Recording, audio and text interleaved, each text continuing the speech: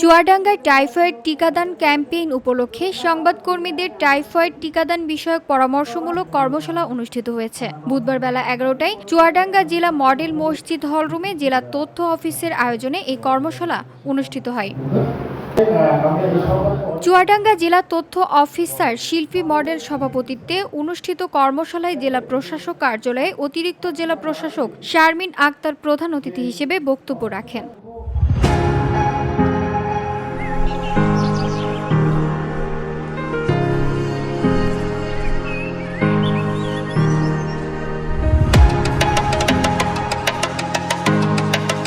কর্মশালায় ভারপ্রাপ্ত civil surgeon doctor আউলিয়া Rahman typhoid টিকা সম্পর্কিত বিষয়ে আলোচনা ও উত্তরণের উপায় বিষয়ে আলোচনা করেন।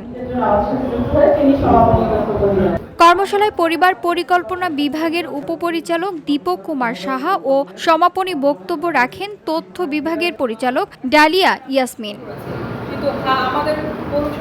কর্মশালায় প্রধান অতিথি শারমিন আক্তার বলেন, প্রতি বছর ৯ লাখ মানুষ টাইফয়েড রোগে আক্রান্ত হয় এবং ৯,০০০ মানুষ মৃত্যুবরণ করেন। টাইফয়েড টিকা দেওয়ার পূর্ব শর্ত হচ্ছে অনলাইনে রেজিস্ট্রেশন করা।